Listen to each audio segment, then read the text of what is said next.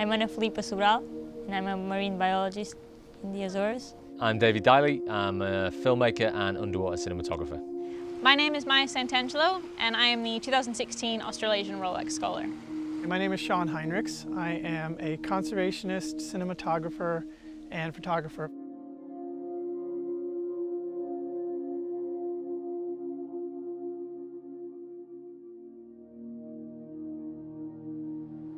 My name is Danny Copeland. I'm here on Santa Maria Island in the Azores with a team of people to create a 360 virtual reality film about the mobile rays that you can find in the waters around this island. I chose 360 because this film is going to be shown to the delegates at the CITES conference in South Africa, immersing them in like a 360 environment with these animals. VR is possibly one of the best ways you can get someone to actually experience something without having them actually be there and physically experience that experience. And for many people who don't know, virtual reality is just coming on the scene as a new medium, a way for people to actually experience what it's like to interact in various scenarios. And in this case, what we're going to be doing is taking people underwater with these giant mobile arrays and letting them swim and dance with these animals, while our subject of our story, this researcher Anna, goes down and explains why they're so vulnerable, why they're so important that they need protection, and what we can do about it.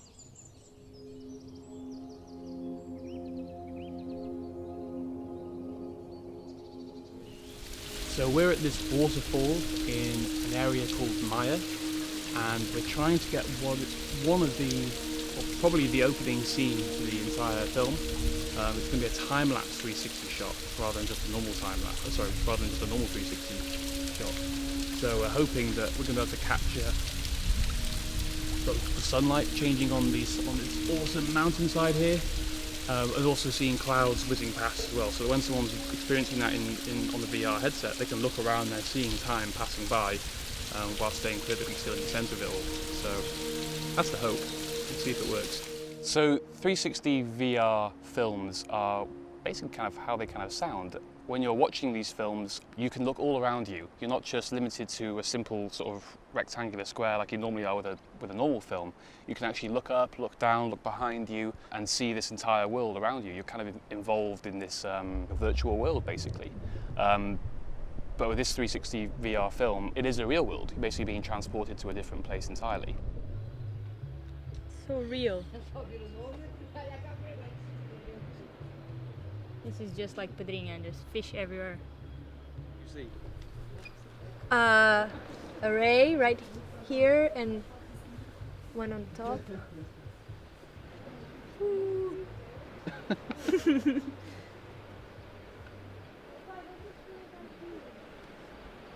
Wow. Don't need to go diving anymore. To capture this film in 360 VR, it's a little bit more complicated than a normal conventional film. We don't just use one camera to capture the action of a particular moment, we actually use up to 6. Some systems even use even more.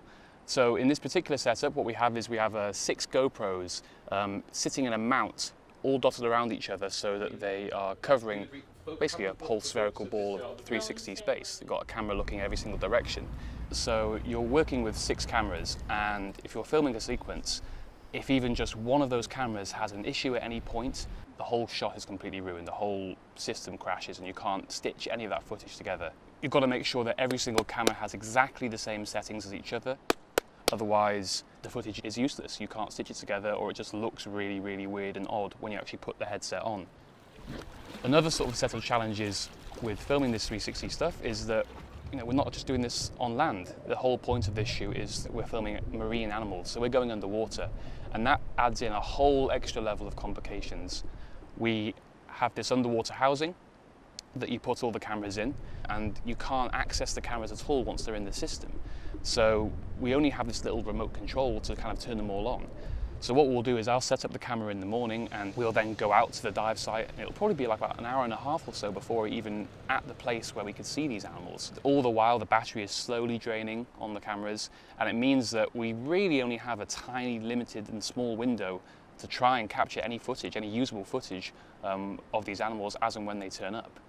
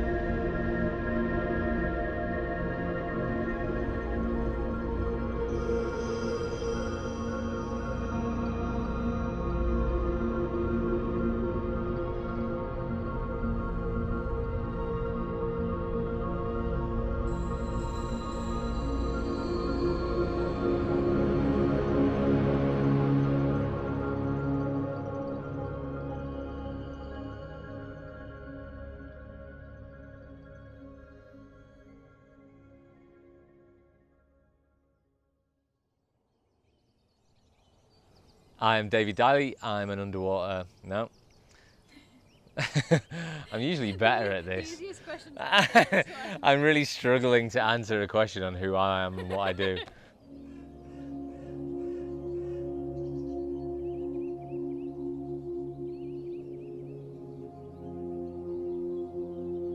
So I assembled a bit of a misfit team of talented individuals to make this project a reality. First off, we have Anna Sobral, who I think is just such an awesome person. She loves these mobile arrays, and you can't help but pick up that same enthusiasm when you hang around her. Always got a smile on her face. She knows so much about the animals that we're here to capture. She's really good in the water. She's great out of the water. She's intelligent, she's articulate, she's friendly. You feel like you want to do the absolute best possible job you can to do justice to this wonderful person that's trying to make her part of the world a better place, and she's great. Anna is one of the nicest people I've ever met. She's put a lot of hard work into starting her project, Mantas Catalogues, and I really hope she gets to continue it and gets to continue documenting the population here. It's one of the only reliable places in the world where you can see the mobulas, so the fact that she's putting in the hard work to document them and learn more about them is pretty important. I started a photo ID program for the mobulas in the Azores to see if we could use tourist photos to ID individuals. So basically try and understand if we have the same race coming back every year. And then in the long term, I hope, if it works, that the photo ID will allow us to see if there's any connection between this region and other places in the world. And also inside the region, if there are any movements of the race between different places. I think she's one of the most accommodating people I've ever met. She's made all this kind of project really happen, and she's also extremely supportive in so many different ways.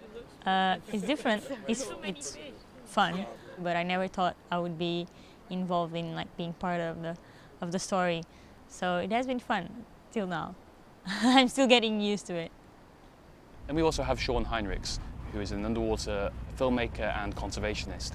Now, I've worked with Sean in a professional sense for many different years, but funnily enough, we've never actually met in person. Our relationship has been entirely through emails and through Skype calls and online communications. So to actually have him come out on the shoot has been a real kind of privilege. He's a pretty important role in the world of marine conservation, and he's really making a difference in a lot of different fields. So to see him come along and add that energy and passion to the team was pretty valuable. We had a very fast-paced, very exciting week, I think, because he was there.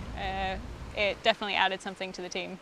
Sean's great. Sean he's very genuine, he's very sincere, he's got just a ton of energy. He really injected energy into the production when he was here, plus a lot of expertise as well. Just a really nice guy, very funny, very, very funny.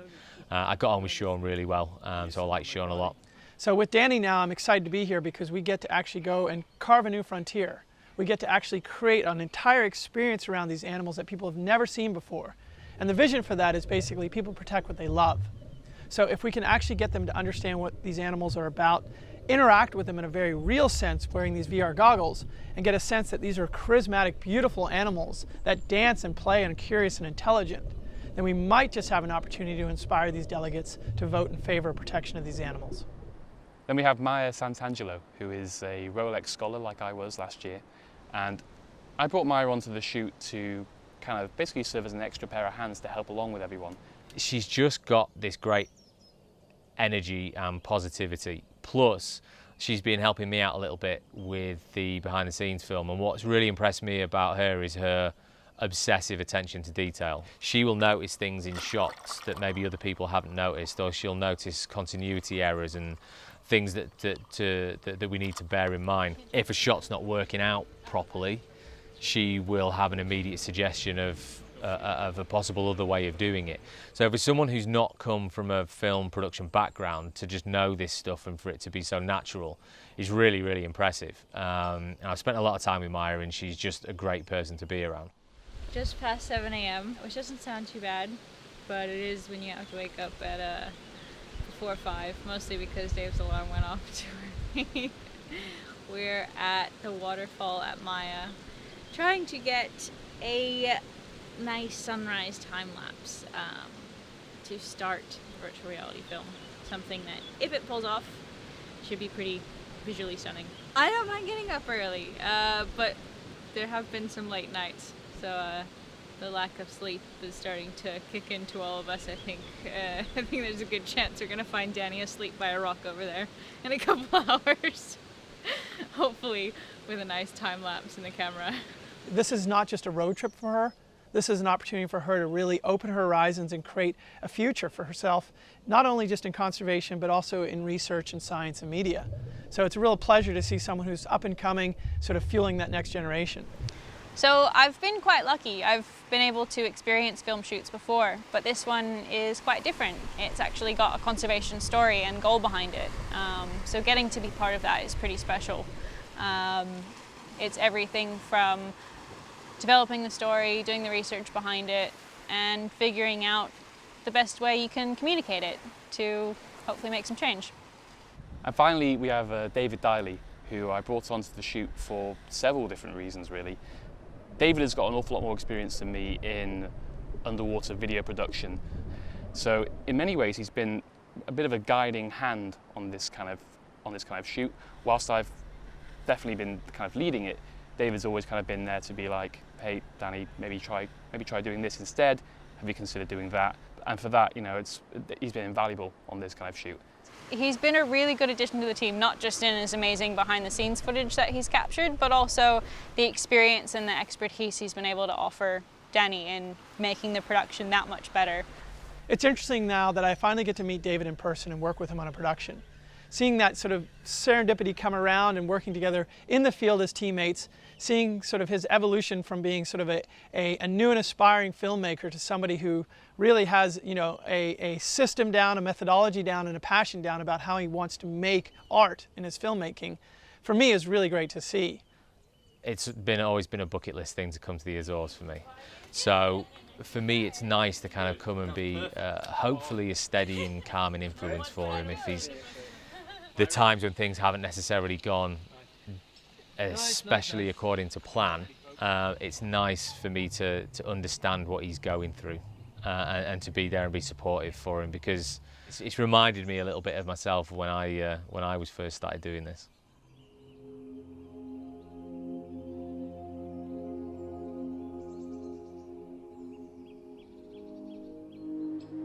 Okay, so mantas and mobulas are really graceful creatures, and I think what keeps me so interested and intrigued by them is they're really mysterious. We know nothing about them, and here is one of the two only places in the world where we can see big schools of this race.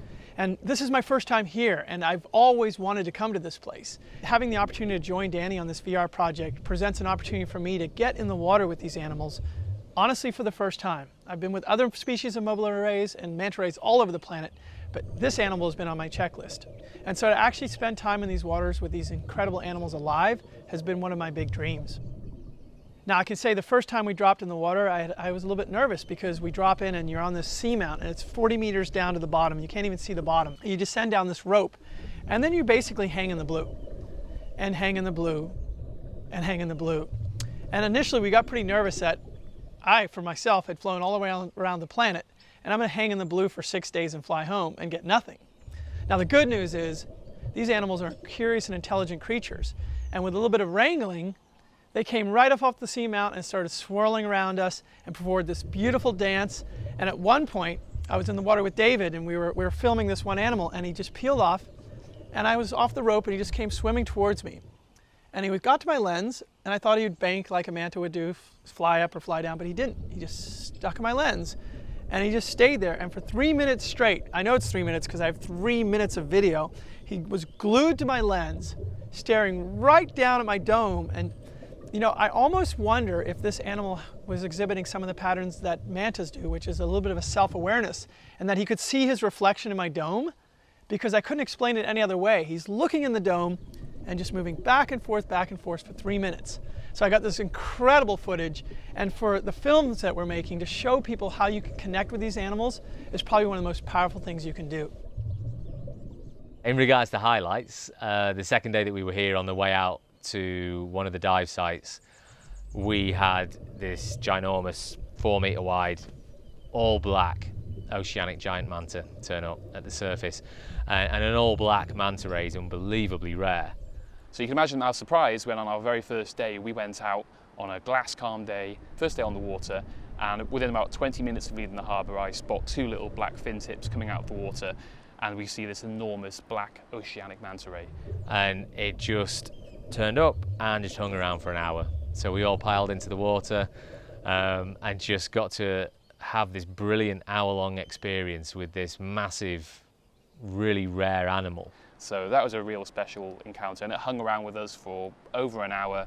I got normal photos, I got some video, the rest of the crew got some photos and video, and I even got the 360 camera out for our first test footage on this enormous and rare black oceanic manta ray. So that was a definite highlight during the trip.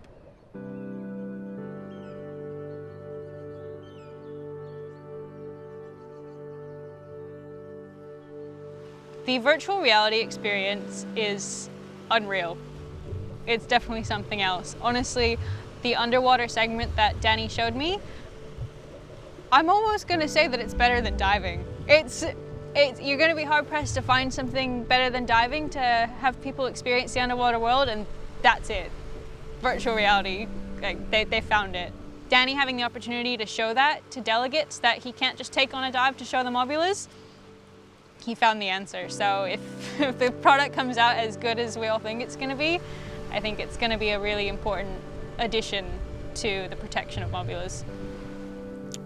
I think that the outcome that we were looking for is that the mobulas will be protected. I'm really excited to have Santa Maria being the face of this.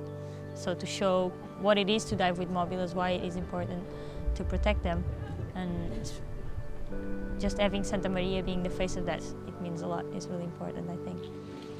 He's taking this brand new technology, this new experience, and introducing what it's like to dive with mobula rays to people who, well, I would say almost certainly never even been in the water with a mobula ray, many of which probably won't have ever even dived. These are delegates from other countries that are voting on whether certain animal species should be protected or not. And that's how ingenious the idea is. He's putting these people in the water without them getting wet. I almost think that maybe even we, while we've been here, we've not maybe realised how important this is. I think we've not necessarily considered it because we've been dealing with the production side of it, but just taking it to CITES and saying this is what it's like to be in amongst a load of mobula rays, and this is how magical it is. And if we don't afford these animals some kind of protection, other people aren't going to be able to get to experience that at some point in the future maybe. So I just think what he's doing is brilliant. I think it's important for everybody who's considered doing something different with their life, or when they wake up one day and they say, what's it about? Why am I doing this? I'm not impassioned, I'm not inspired.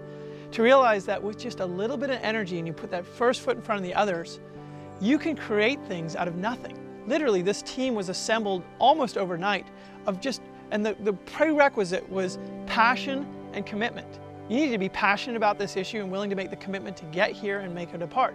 And as a result, we assembled this little squad, and in just a few short weeks, we're putting together 4 sets of media, a VR film, an educational film, we're putting together a photo library and putting together other content, all that's going to go to the front end of the conservation effort at the Convention on International Trade. So what that says to me is that it doesn't take corporate planning and all kinds of things to make something special happen. You just need passionate people who are willing to get off their butts, get together, make the time, make the sacrifices, and make something like this happen. This is pretty much my first major film kind of project, and I kind of threw myself in the deep end a little bit by not just going with a conventional film, but making the whole thing that much more complicated and trying to do 360 VR with it. It's been a pretty big learning curve, this whole process. So Denny's taken on quite a challenge with this project. It's not just an exciting film that has a really exciting conservation goal behind it. It's a whole nother ballgame with the VR technology.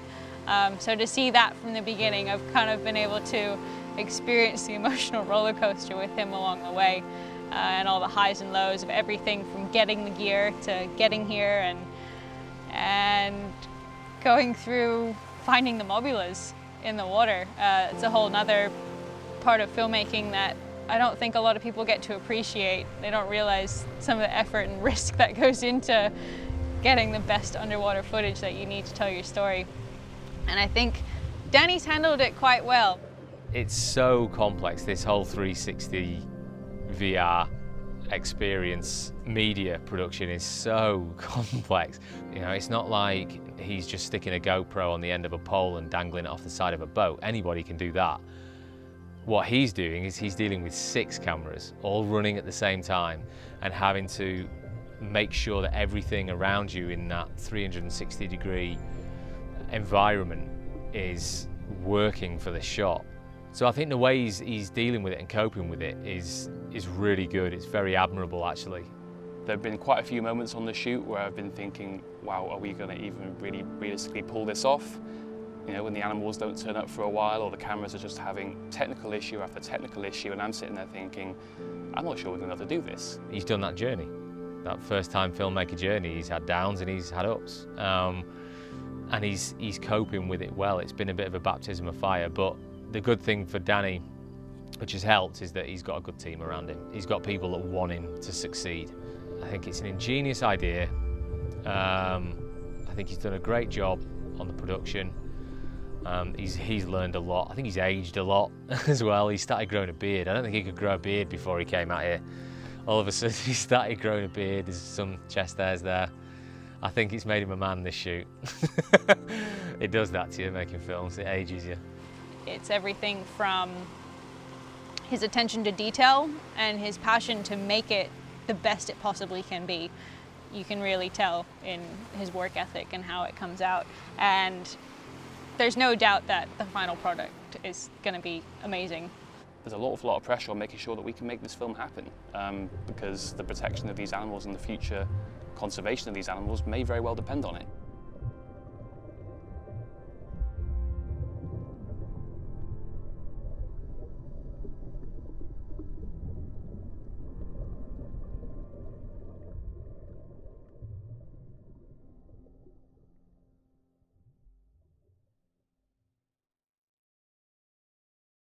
Highlights would be, a particular highlight was the second day that we were here. Fly in my mouth. Nice. Let's do that again.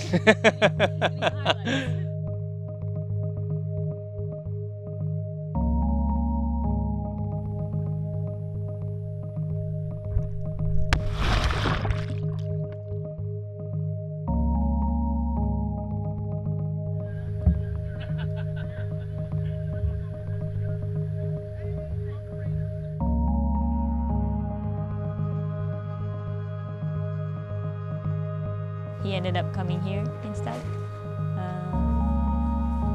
Sorry, what was the question? So, how you...